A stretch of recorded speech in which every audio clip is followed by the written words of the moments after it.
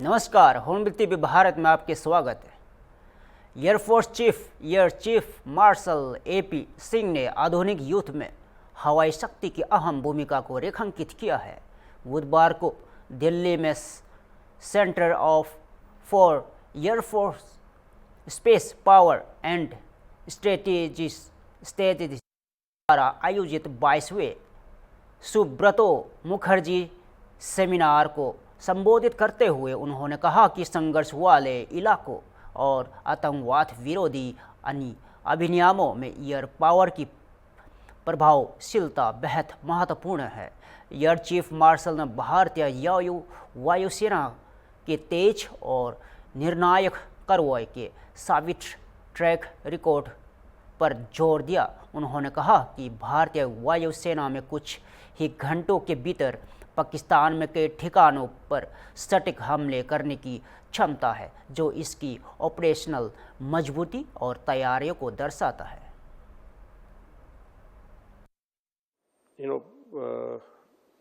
Whether it is, when I talk about military power, now when we look at what is happening around the world and what has happened in India, which part of that military power which has come in handy or which has delivered what was required to be delivered?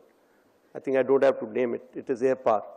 And it becomes very important that we focus our attention towards this part of the military in case we want to be, a force to be reckoned with. Whether it is, getting people out of conflict zone, like we did it in Sudan, or whether it is, giving a blow to the terrorist infrastructure and their perpetrators, or whether it is attacking multiple bases in Pakistan in a matter of few hours to send a signal that enough is enough and bring them to their knees. It was air power which did the trick, and that has to be remembered. This year for Indian Air Force has been a seminal year. I mean to say 2025 I'm talking about, the last year. And we have achieved what even DG alluded to, and I'm not going to cover it. I think we all understand. I must tell you that I've been telling my people that let's not rest in past glory. Let's look at it, look forward from here onwards.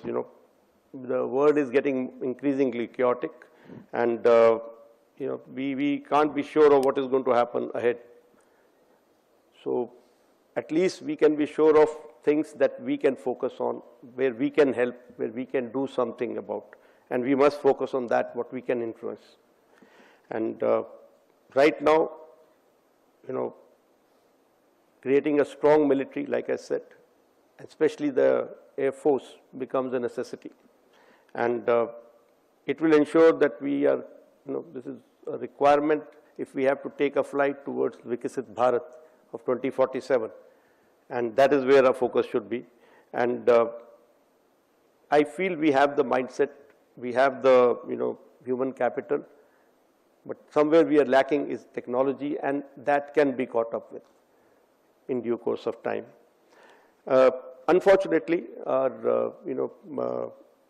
requirements do get, requirements and timelines get affected by what is happening in our neighborhood, because we need to be prepared for our adversary. So whatever happens there, we need to be a little on the reactive mode at times. So while supporting all the R&D efforts that are going on towards indigenization, towards being Atmanirbhar, while supporting that, we need to take some decisions to,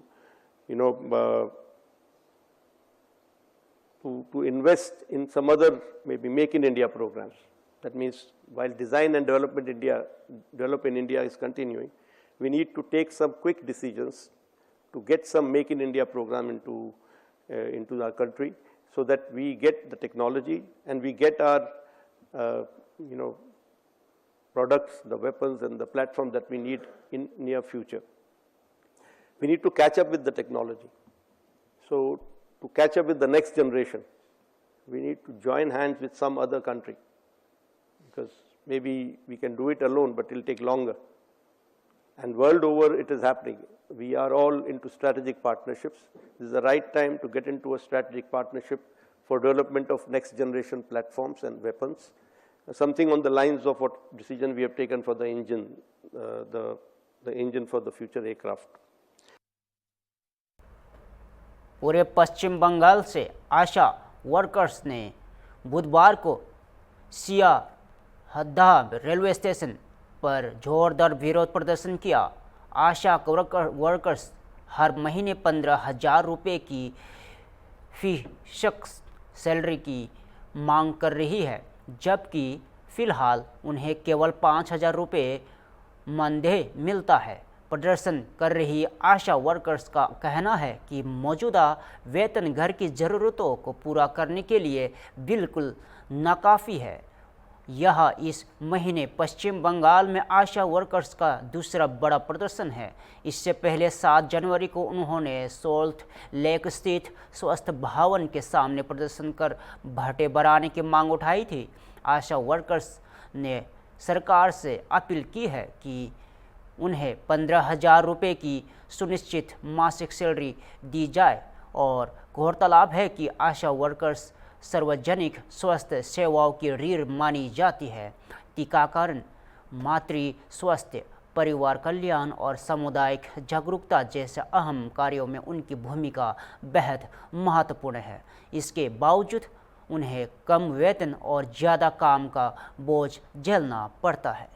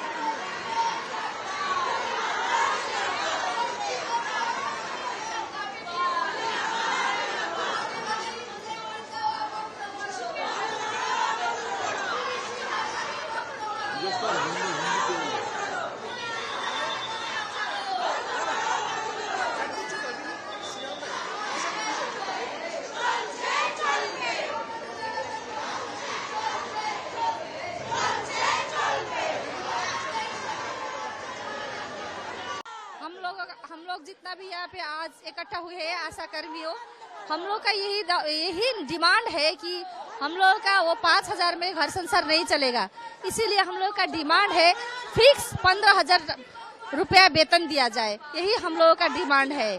इसीलिए हम लोग आज संसद भवन के लिए हम लोग रवाना हुए थे, लेकिन हम लोग यहाँ पे सियालदह रेलवे स्टेशन में ही हम लोगों को यहाँ पे पुलिसों ने अटक दिया है। हम लोग को आगे बढ़ने नहीं दे रहा है। हम लोग यहीं पे अटके हुए हैं।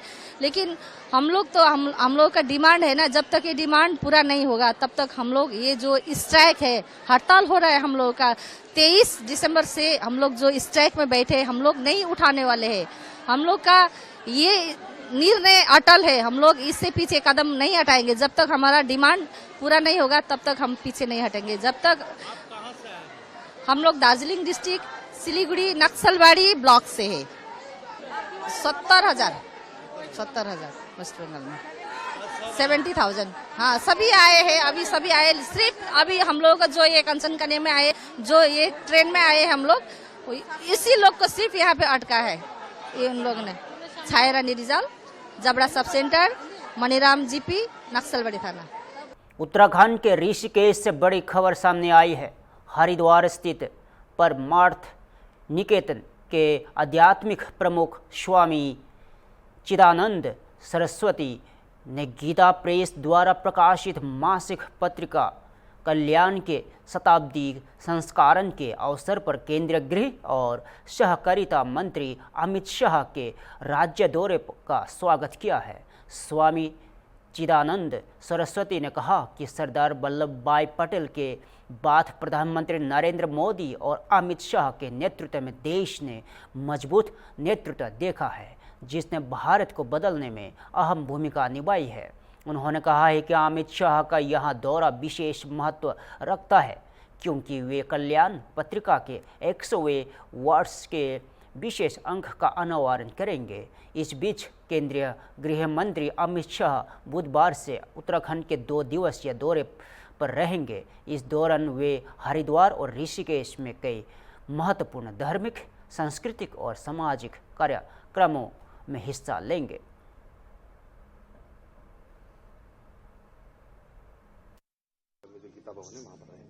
देखिए, पहली बात तो यह है, हमारे देश के एक ऐसे निर्भीक, साहसी सरदार पटेल जी के बाद देश को एक ऐसा आदरणीय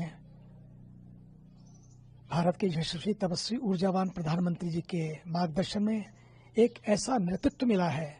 आदरणीय गृह मंत्री एवं केंद्रीय सहकारिता मंत्री श्री अमित शाह जी के रूप में अद्भुत व्यक्ति हैं। सच तो ये है कि उन्होंने पिछले 10 वर्षों में, 11 वर्षों में नक्शा ही बदल दिया है। कौन सोच सकता था ऐसी कठिन निर्णय, लेकिन उन्होंने लिए। ये उनकी निर्भीकता, निडरता का प्रतीक है।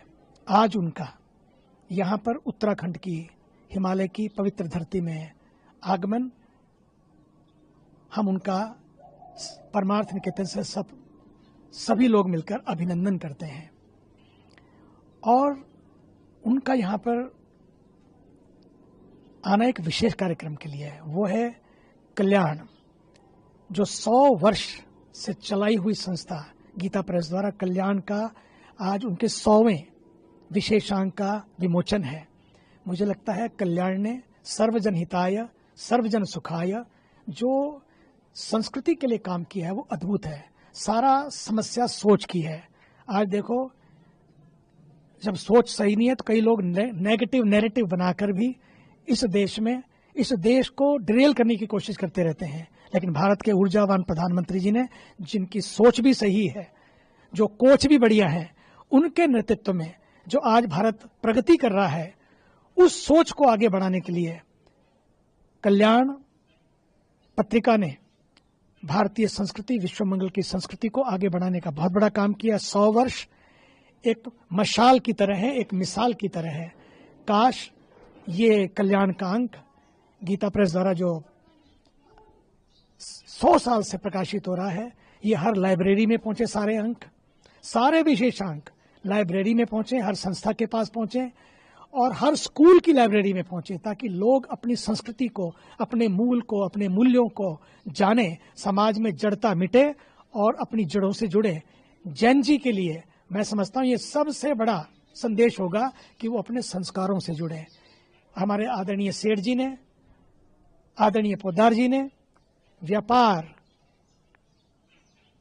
परिवार और संसार के बीच में एक सेतु बनाया, वो था संस्कार और संस्कृति का। उसी का प्रसार आज ये गीता प्रेस, गीता भवन के द्वारा हो रहा है और मैं इस समय मंगल कामनाएं देता हूं ताकि इस तरह की संस्थाएं देश में और आगे बढ़ें और बड़े बड़े काम करें, क्योंकि आज समय इसी का है। क्योंकि सनातन है तो मानवता है, सनातन है तो शांति है, सनातन है तो विश्व शांति है। मैं तो कहता हूं सनातन है तो इस देश का सेक्युलरिज्म भी तभी तक टिका रहेगा। सनातन है तो हम सब हैं। सनातन जो सबका भला चाहता है, जो सबकी खैर चाहता है, जो सबको साथ लेकर चलता है, उन्हीं आदर्शों को लेकर सनातन के आज भारत के प्रधानमंत्री जी सबका विकास, सबका साथ, सबका विश्वास को साथ लेकर आगे बढ़ रहे हैं। और आदरणीय अमित शाह जी ने जिस तरह से इस देश को गृह मंत्री के रूप में सरदार पटेल जी के बाद में नेतृत्व प्रदान किया है, वो भारत के दूसरे यशस्वी ने सरदार पटेल जी हैं।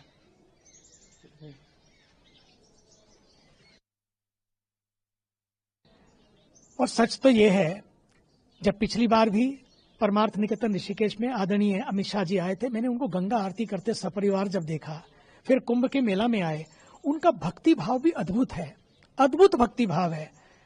वो अपनी संस्कृति को जीते हैं और इस देश के सच्चे रिफॉर्मर हैं, परफॉर्मर हैं और ट्रांसफार्मर हैं। बस मैं उनके दीर्घायु के लिए, उनके मंगल जीवन के लिए गंगा के पावन तट से, उत्तराखंड की धरती से, हिमालय की गोद में बैठकर उनके लिए भगवान से प्रार्थना करता हूं और हम सब मंगल कामनाएं करते हैं। Om Shanti.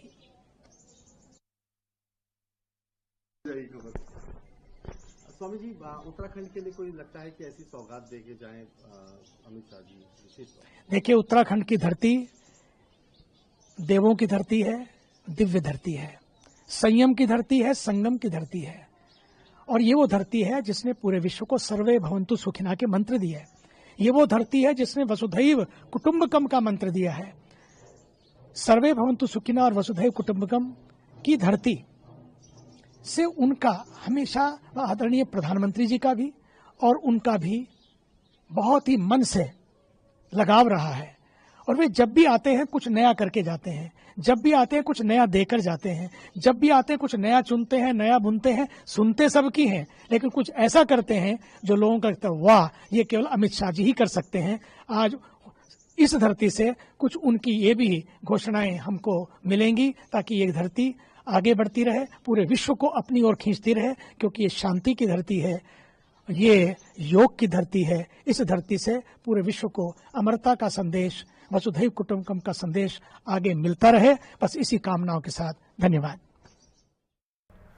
Indian oil corporation limited के चेयरमैन एएस साहनी ने वेनेजुएला के कच्चे तेल को लेकर बड़ा बयान दिया है। साहनी ने कहा है कि भारतीय रिफाइनरियां पूरी तरह मजबूत है और अगर वेनेजुएला का कच्चा तेल उपलब्ध होता है तो उससे प्रोसेस करने में कोई दिक्कत नहीं होगी। एएनआई से बातचीत में उन्होंने बताया कि इंडियन ऑयल पहले से भी वेनेजुएला के कच्चे तेल को प्रोसेस कर चुका है और ज़रूरत पड़ने पर उससे दोबारा ब्लेंड कर प्रोसेस किया जा सकता है। यह बयान ऐसे समय आया जब अमेरिका ने एक मिलिट्री ऑपरेशन के तहत वेनेजुएला के पूर्व राष्ट्रपति निकोलस मदुरो को हिरासत में लिया और अंतरिम सरकार के साथ 5.2 अरब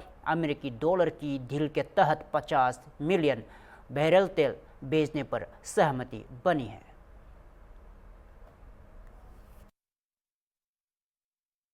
Great presence this time, and these are interesting times. So all of us are excited to get the maximum out of Davos, and India growing at such a phenomenal rate, and everybody is interested in talking about India, to do business with India, and that's a good time to be here. If I talk about IOC, where do you see the crude prices settling? Because of all these sanctions, etc. With everything moving around, still the crude prices are hovering where you know us, around 63, 64 today. And for the better part of last 6 months, they were hovering at 60 or below 60. I think this is the area where the economic growth is also happening.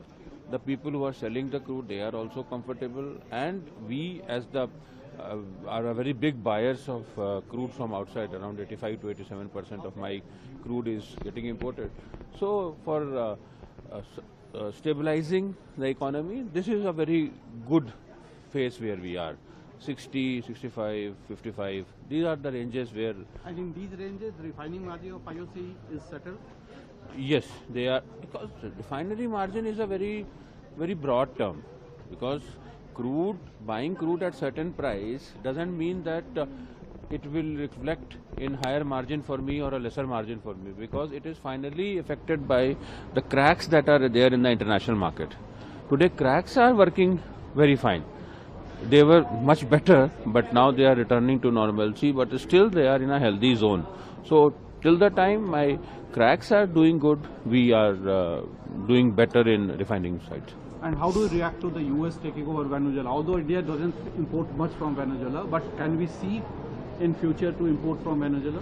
Yeah, if at all things start settling down, if at all lot of crude starts coming out of Venezuela, then why not? We have, like as India and as Indian Oil, we have processed Venezuelan crude earlier when it was available, like 10 years back or 8 years back when it was used to be there in the market. So our refineries are varied, our refineries are robust. They can process in an admix manner, of course, but we can process Venezuelan crude if and when it is made available.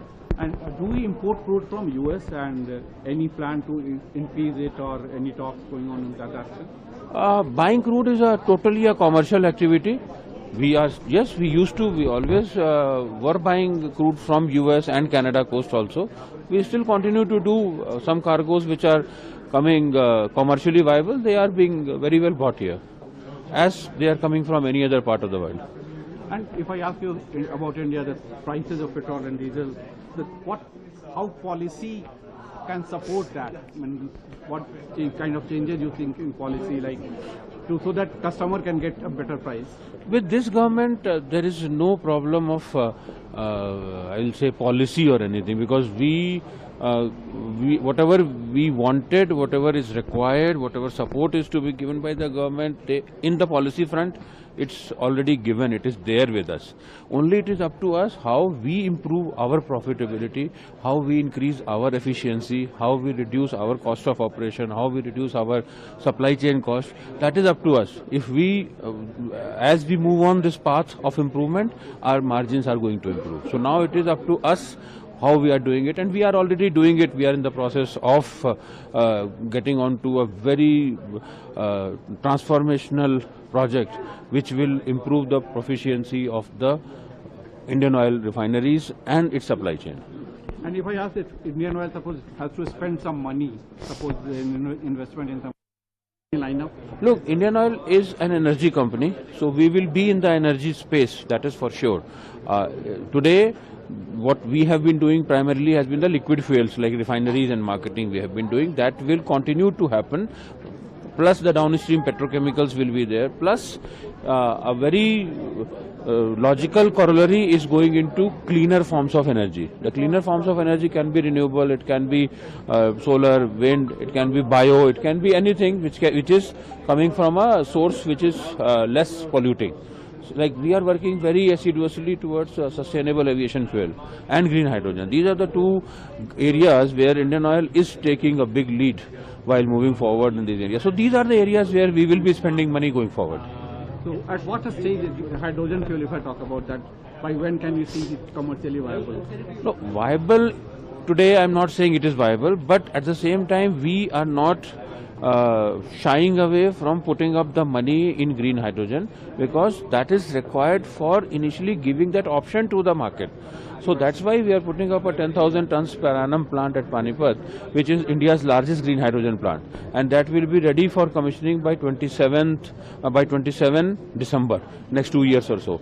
So that will be our contribution towards providing green hydrogen to the mobility sector, and then if mobility sector brings in their engines and they start using it, we will put up dispensers, we will put up the retail outlets, and we will start developing that ecosystem. Lastly, Ursula von der Leyen has just now indicated that India is going to India to sign the US. फिलहाल के लिए इतना ही। ताज़ा खबरों को देखते रहिए home bill TV Bharat.